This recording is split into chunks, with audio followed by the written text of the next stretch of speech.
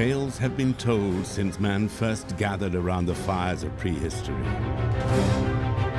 Tales of the strange and wondrous things hidden in the vast unknown shadows of the world. Tales of creatures divine and beasts demonic, of gods and kings, of myths and monsters. From dark forests to the lands of ice, from desert wastes to the storm-thrashed seas, every corner of the earth has its legends to tell. Stories of heroes and the villains they encounter, of the wilderness and the dangers within. Stories of battles, of love, of order, and of chaos. But what are the roots of these fantastic tales? And why have they endured so long? In this series, we'll explore the history behind these legends and reveal the hidden influences that shaped them. War and disease, religious and social upheaval, the untamable ferocity of the natural world. And above all, the monsters lurking within ourselves.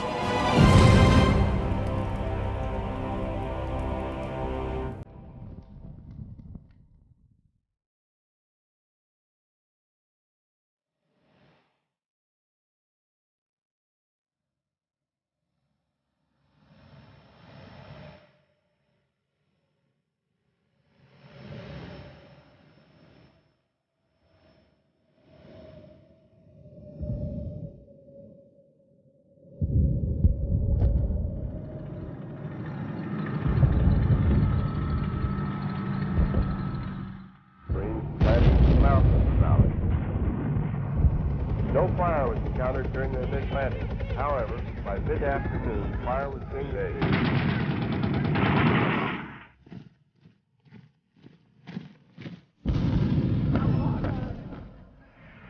Our world is at war.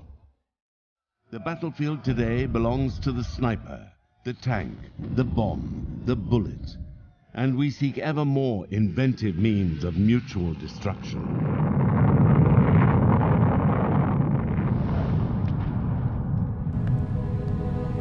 But why do we fight?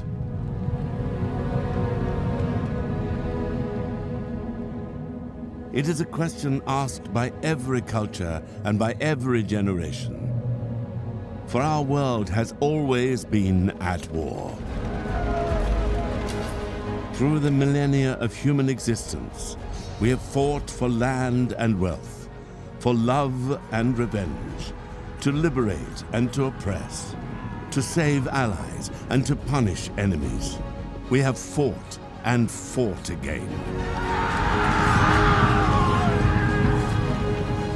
War is an intense period of struggle, so it's also therefore an intense period of cultural definition.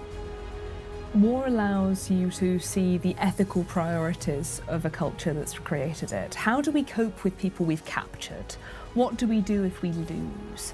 Who do we go to war against?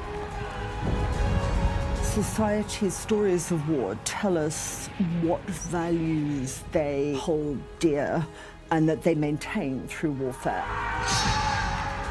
They're a way of incorporating unpredictable forces into a belief system that help people to make sense of things that they couldn't prevent or predict. In a society's representation of war, it represents what it thinks of itself, what its ideals are. It determines what values the culture holds dear. Whether by choice or necessity, war has been a constant in human history, and all civilizations have had to grapple with the questions it raises. The stories we tell of war, the justifications we find for violence, and the condolences we seek for loss, all reveal something about our values as individuals and as societies.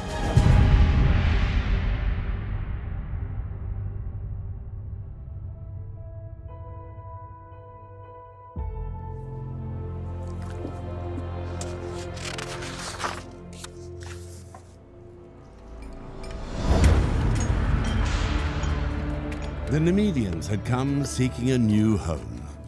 But they found in Ireland only misery. For they were enslaved by the Fomorians, cruel ogres renowned for their greed.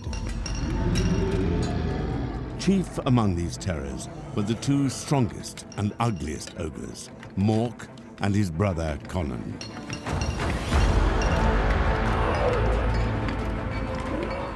The fruit of the Nemedians' labor they seized for themselves. But the Nemedians had not come so far to be slaves forever. One man stood against their foe. Fergus Redside was his name. He was the son of the great hero Nemed himself. He stirred rebellion among the huts and shacks of the Nemedian villagers. No longer would they bear the oppression of Conan and Mork. They wearied of their servitude. They readied themselves for war. The story of the Nemedians and their oppression by the Fomorians is told in the Celtic Book of Invasions. Compiled around the 11th century, the book charts the history of Ireland from creation through to the Middle Ages. It tells the stories of 5 mythical tribes who invaded Ireland one by one before the final arrival of the Gaelic people and the establishment of a Christian kingdom. Origin stories such as this are common. Almost every civilization thinks it is special and develops a myth of its beginnings to prove it.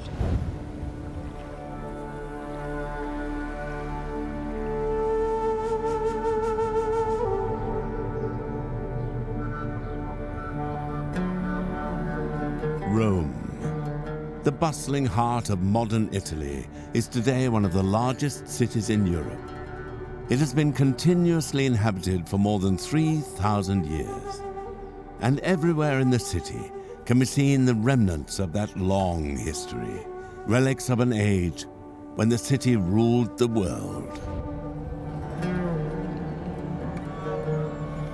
By the 2nd century, almost 100 million people lived under Roman rule, a fifth of the world's population at the time.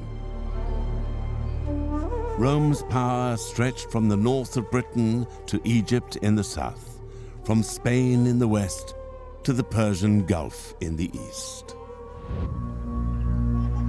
The image is famous to this day, a she-wolf suckling 2 infant boys as if they were her own.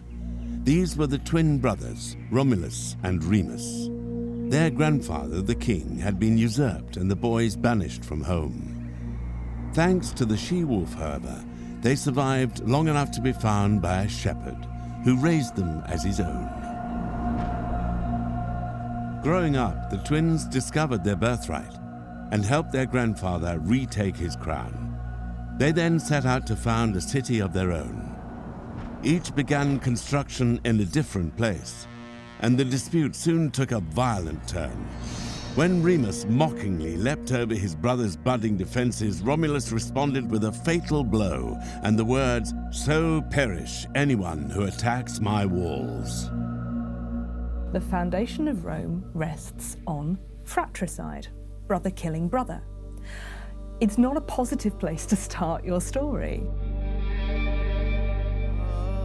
Usually you'd expect a single hero who's the foundation of the nation, whereas in this instance we have 2 competing heroes. It's a very, very weird foundation myth. It takes away from that idea of a single exemplar of the virtues of the civilization that's founded. Indeed, neither Romulus nor Remus is particularly exemplary. Remus because he gets killed, and Romulus because he murders his own brother.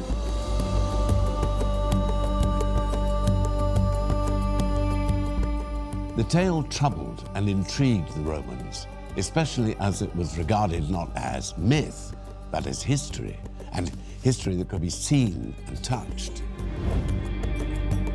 The Temple of Jupiter Stator by the Forum was said to have been founded by Romulus himself. For centuries, his hut was preserved on the Palatine Hill, and Romans could even visit the cave where the she-wolf was said to have cared for the infant boys. We might expect them to be a bit awkward about this story, but they're not. They tell it again and again and again. It's recorded in the primary sources. It's recorded as something that is an important part of what it means to be Roman. It was grounded very much in the physical location of Rome, as the whole of the Romulus and Remus myth is. It was very much about the roots these people had in this particular patch of ground, which is why we always talk about the Roman Empire. Despite how far it spreads, we always come back to Rome, to these particular locations that always remain very vividly part of the Roman identity. Some identified in the story the seeds of violence which Rome would later use to conquer the world. Others saw in the deadly struggle between brothers a cruel omen of the civil wars that would split the Roman Empire again and again. Attempts were made by poets and politicians to soften the tale of Romulus and Remus, or replace it with other more sanitized accounts of the city's origins.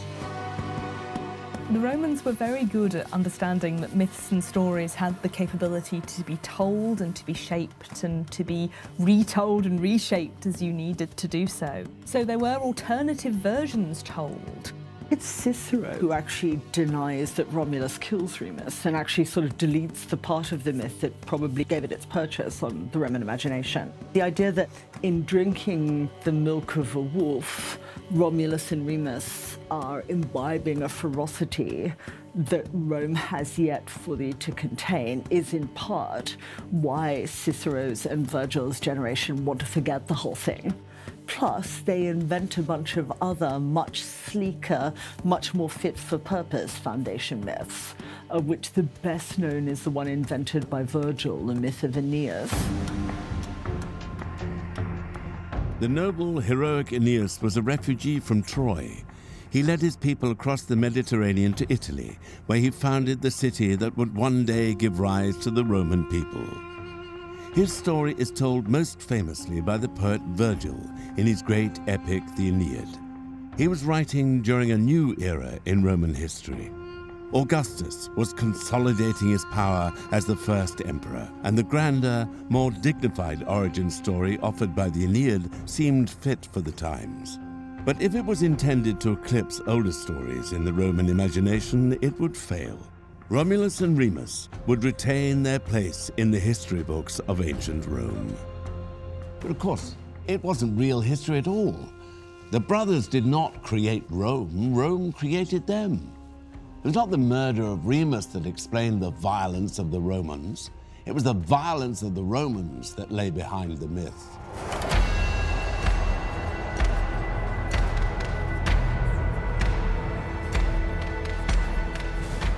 Military life goes through all aspects of Roman society. The Roman army is conscript.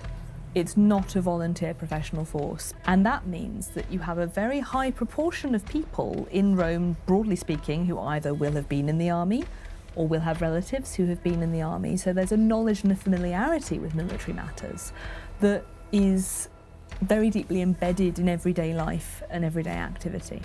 He does one really interesting thing that's very important for Roman ideas of the self and the relation between the individual and the city. And that is, he's killed by Romulus. So the point of the story then becomes, even my brother is less important to me than defending Rome. It's Rome above all.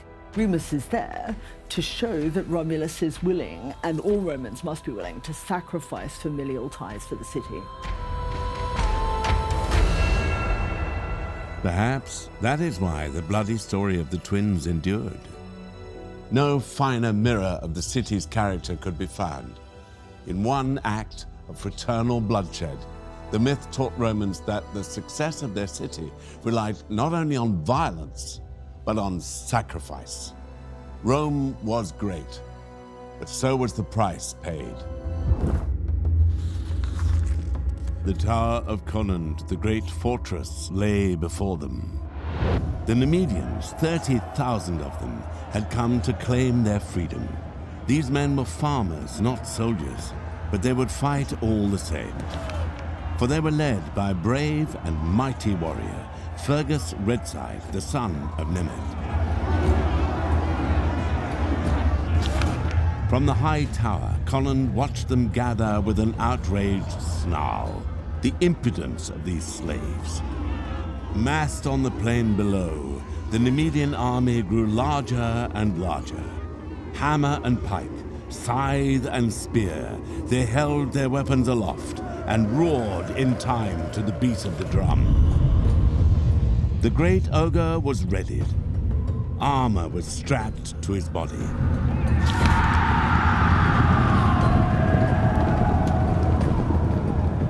The men raised their swords. The drums grew louder. The battle was about to begin. Despite war's constant presence in history, few of us are natural soldiers. Killing other people runs against the instincts of most, and sheer terror on the battlefield paralyzes many more. It's no surprise, then, that throughout history we find enemies dehumanized and the glory of a heroic death magnified. The sentiments are found in the words of politicians and poets, in the works of sculptors and painters, and in the stories and myths that cultures held dear.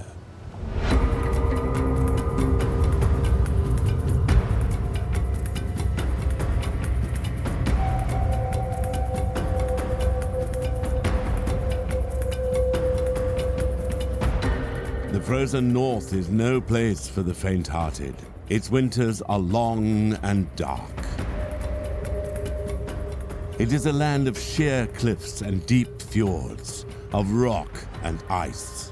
To live in such a place is to battle against the elements, and such extremes of nature perhaps produce extremes of man. The Norse lived in Scandinavia between the 8th and 11th centuries. It was a society that extolled war and battle, whose daring warriors crossed continents in search of glory. What lay behind their success was a mastery of sailing.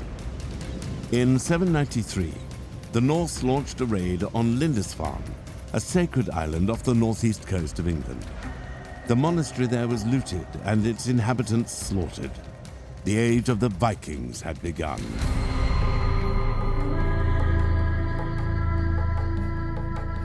The attack on Lindisfarne stunned Christian Europe. One contemporary wrote, "Never before has such a terror appeared in Britain as we've now suffered from a pagan race."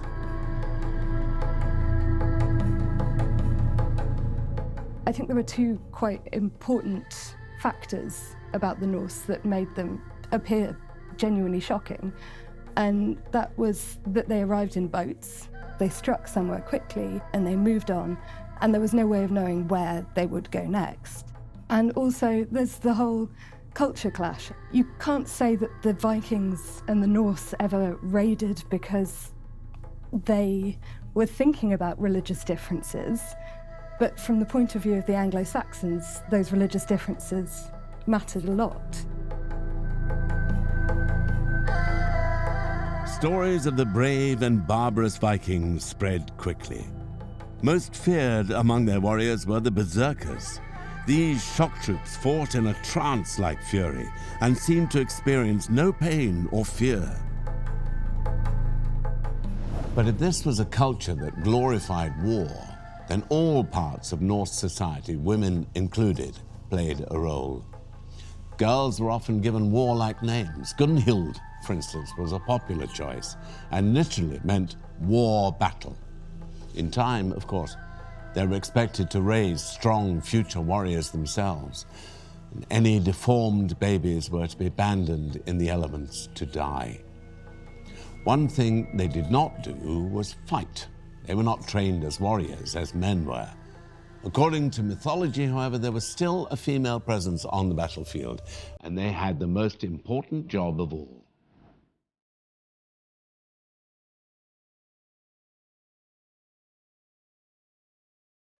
The Valkyries are immortal warrior maidens whose job it is to decide which warriors get to fall in battle. They were then tasked with taking the souls of the dead warriors to Valhalla, which is in effect the afterlife, presided over by the god Odin.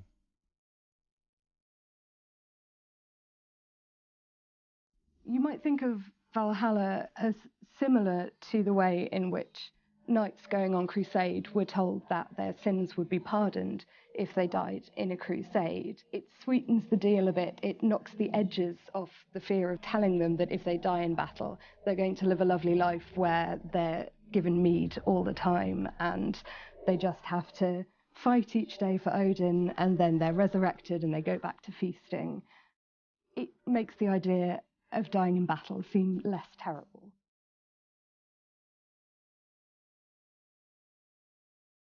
The promise of Valhalla must have offered comfort to the fearful before battle, and solace to those grieving afterwards.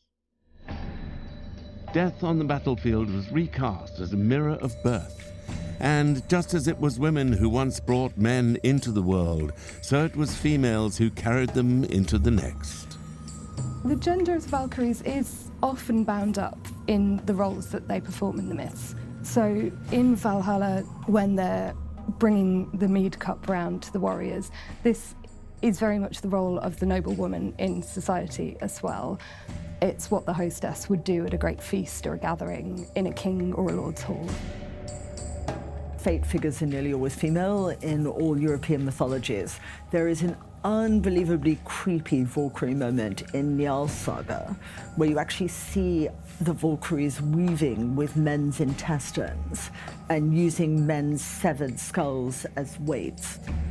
Instead of the tools of the trade, they have a shuttle that is a spearhead, and they beat the wall with a sword rather than the standard wooden tool that they'd use.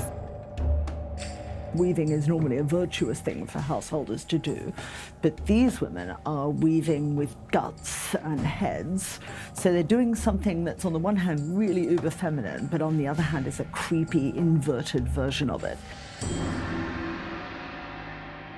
Stories of war and the Valkyries are found throughout Norse mythology. The gods constantly fought amongst themselves and against their rivals, the giant and monstrous Jötnar. But were the Norse as belligerent a people as we often think? Is their reputation for violent banditry, which remains to this day a fair one? Were they all Vikings?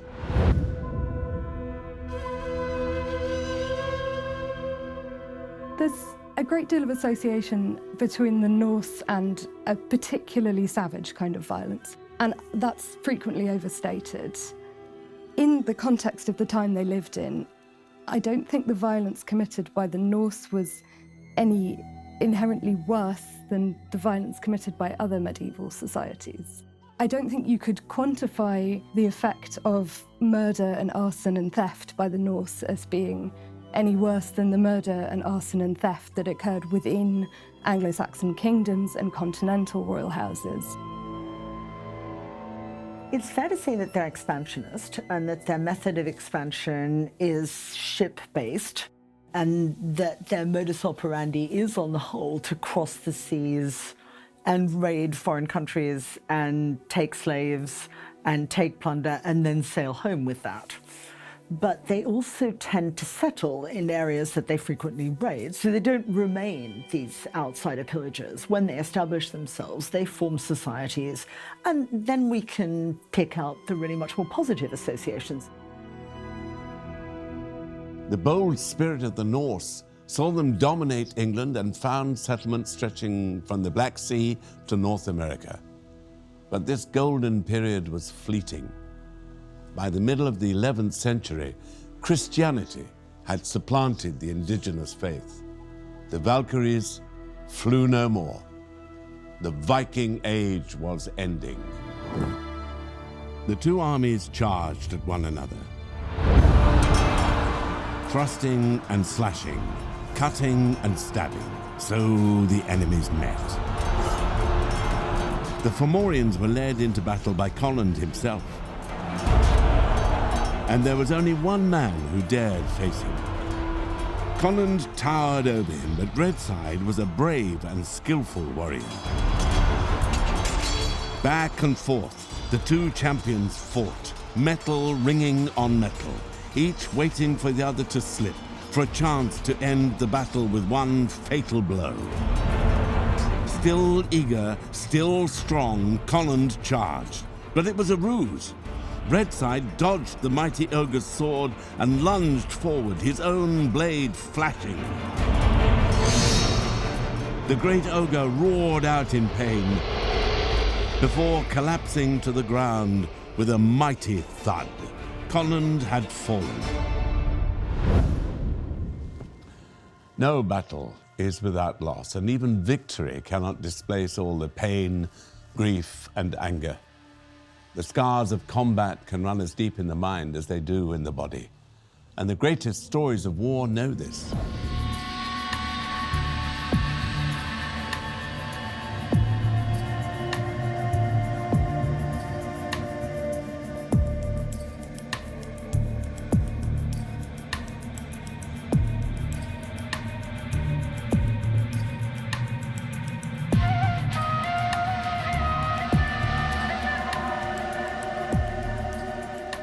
In the Anatolian expanses of modern Turkey, just south of the Dardanelles Strait, which divides Europe from Asia, there was once a place of legend. A mighty fortress overlooking the plains, a city of wealth and beauty. The remnants of its thick walls are now shrouded beneath the earth. Its lavish temples and palaces crumbled to dust. But it was amid the rocks and rivers of this ancient plain that the greatest conflict in all myth took place: the Trojan War. It was a war sparked by the abduction of Queen Helen of Sparta by Prince Paris of Troy. An alliance of Greek kings then sailed to Troy with their armies to bring her back. A 10-year siege ensued. Only cunning ended the long stalemate. The Trojans were fooled into letting the Greeks beyond their gates. Troy was brutally sacked soon afterwards. Countless works of art have been inspired by the war. In its long duration and bloody aftermath, there are near infinite opportunities to explore the meaning and impact of conflict. The Trojan War offers an opportunity to look at a very wide range of human life. It offers the opportunity to look at the failure of guest friendship, what happens when those bounds of hospitality are broken, conflict in between two different regions, the coming together of the Greeks for a single purpose. All of these kinds of things the myth allows the Greeks to explore through one particular narrative. It doesn't just talk about war to glorify it. It also really offers an opportunity to look at the human cost, the people who suffer as a result of war. But one account of the war has endured above all others. A poem composed almost 3,000 years ago. Alexander the Great conquered the world with a copy at his side, and soldiers and civilians alike have for centuries looked to it for a better understanding of war in their own times. That poem is the ancient Greek epic, the Iliad. Said to be the work of an author known as Homer, the written version of the poem dates to the 8th century BC.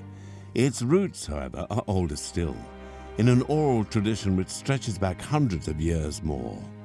The Iliad does not focus on the end of the Trojan War, nor on its beginnings. Instead, it tells one short episode during the last year of the conflict. Homer makes monsters of neither Trojans nor Greeks. The poet instead grants equal dignity to the soldier far from home and the civilian trapped in theirs.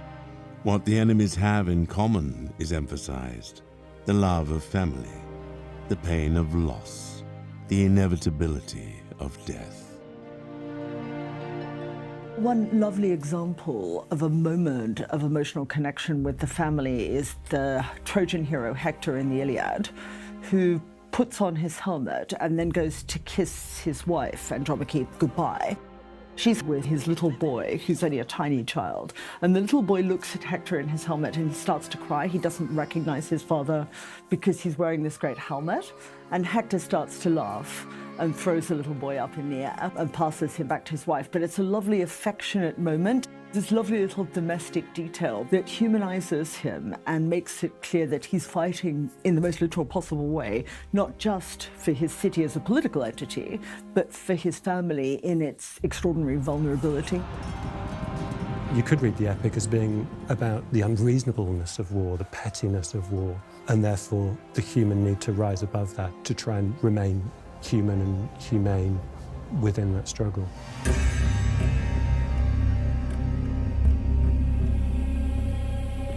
Hector falls in combat at the hands of the Greek hero Achilles. It was his fate to die, and for his city to eventually fall. But he carried on nonetheless. He fought to the end. His story still speaks to us, for death comes for all, but we all must carry on. It's about very fundamental aspects of human experience: jealousy, anger, rage, struggle, love, hate. All these things are really fundamental parts of the human experience.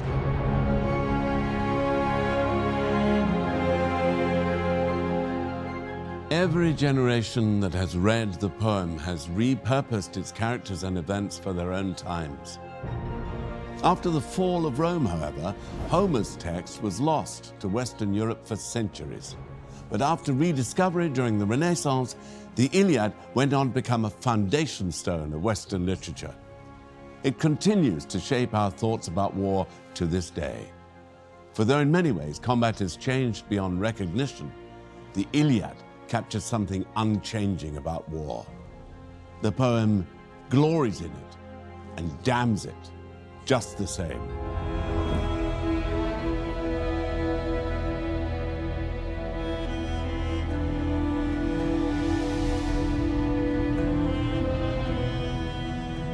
It is a city with many names. First, it was Byzantium. Later, it became Constantinople. But to many, it was just the city. And though we may not recognize it, that is how we know it to this day. For Istanbul is derived from the Greek words "estin polin," meaning to the city.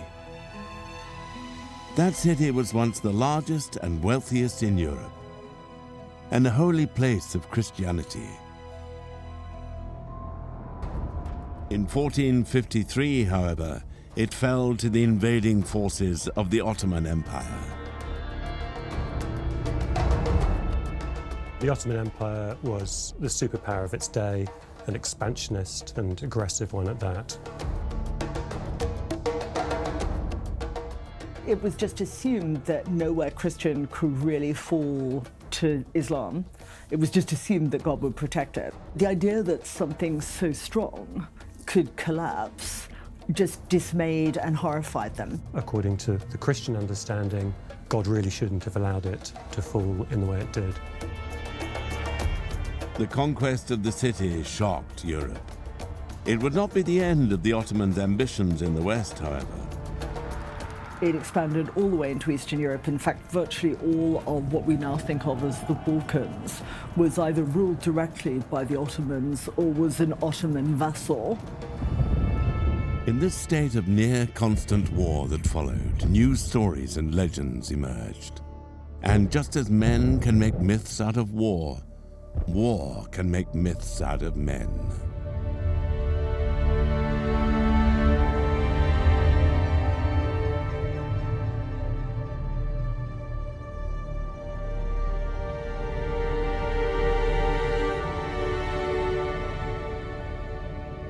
Wallachia was a small principality in what is modern-day Romania. To the north stretched the Transylvanian Alps. To the south lay the mighty Danube River. This was the land that Prince Vlad Dracula called home. Between 1448 and 1476, he ruled Wallachia on 3 separate occasions. All these reigns were brief, but his fame has become immortal nevertheless. He was the inspiration behind Bram Stoker's legendary vampire Dracula. But Vlad was notorious long before the publication of Stoker's novel in 1897. In his own time, he was reviled as a sadist, whose taste for the cruelest of punishments led to his gruesome nickname, Vlad the Impaler. A German Meistersinger produced a poem that was actually sung in front of the then Holy Roman Emperor Frederick III, which told of Vlad's crimes in detail. And one of the crimes that it emphasized was that he impaled his victims on stakes. There are stories of Vlad the Impaler eating his dinner while his enemies writhed around him, impaled on spikes. Later, this was elaborated even further, and there were some really grisly tales of mothers and infants being impaled together so that the infants were trying to clutch at the mothers and the mothers were trying to protect the infants, but they both died. Really gruesome stuff. But how fair was Vlad's reputation? Where's the truth amid the legend? And why did the tales spread and endure? Vlad lived at a time of upheaval. His lands were caught between the Christian powers to the west and the might of the Ottoman Empire to the east. In 1417, Wallachia had become a vassal state of the Ottomans. Vlad's father was the then ruler of the principality, but he was murdered in 1447 and his crown usurped. For decades afterwards, control of the region was contested again and again. As a grown man, Vlad fought to win back what he regarded as his birthright. At times, he allied himself with the Ottomans, at others, he joined the forces arrayed against them. But his reigns in Wallachia were short, unstable affairs. He was a man with many enemies. In 1462, having once again lost his crown, Vlad traveled to Transylvania to seek the help of the Hungarian king, Matthew Corvinus. Instead, the king had Vlad imprisoned. It was at this time that stories of Vlad's unique brutality began to spread. As soon as you have a war, hostilities of any kind, the atrocity stories begin. People really got off on exaggerating the evil Eastern European weirdness of this guy, and it just got more and more exaggerated and peculiar as the Western presses churned it out. Even in his own lifetime, the man was becoming myth.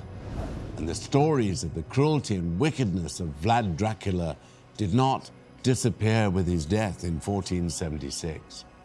But legends are changeable things. Once a man becomes myth, he can be repackaged and repurposed again and again. In more recent years, there's been a reappraisal of Vlad III. He has become a perhaps unlikely hero. Romania was long dominated by foreign powers. It was subject to the Ottomans until the 19th century in the establishment of the Kingdom of Romania. But that was swept away after the Second World War, and Romania was once again in the shadow of a greater power, this time Soviet Russia. Like many post-communist countries, it's eager to go back to the time before communism and find heroes that predate those days. And Vlad is a perfect candidate. He was recast as a harsh yet just ruler who strengthened central government and fought for the nation at a time of conflict and unrest. In the schoolrooms of Romania, Vlad's story is still told.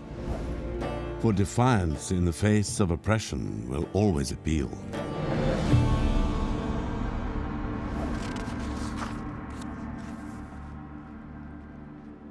The battle was over. The Numidians celebrated. It was Fergus Redside who had triumphed, but few in his army had escaped the battle with the Fomorians unharmed. And as they tended to the wounded, a dread sound echoed across the island. It came from the sea. A fleet of ships cut through the waves towards them. It was another Fomorian army. Mork, brother of the defeated Colin, was already come for revenge. With a cry, Redside rallied his weary men. They charged the beach to fight once more.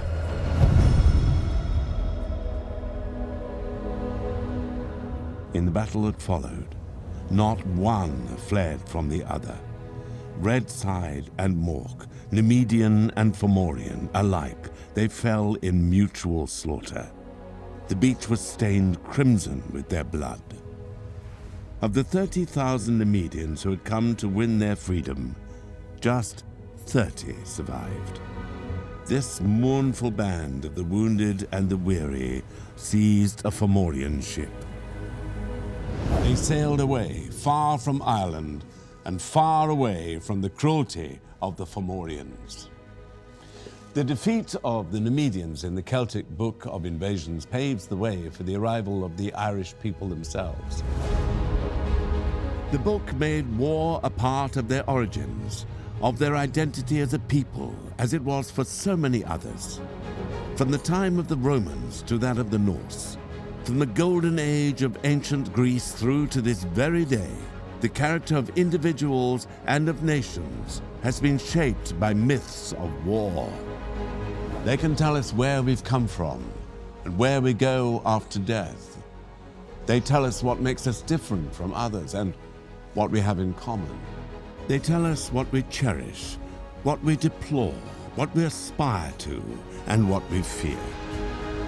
They tell us who we are. The weapons of war have changed down the centuries.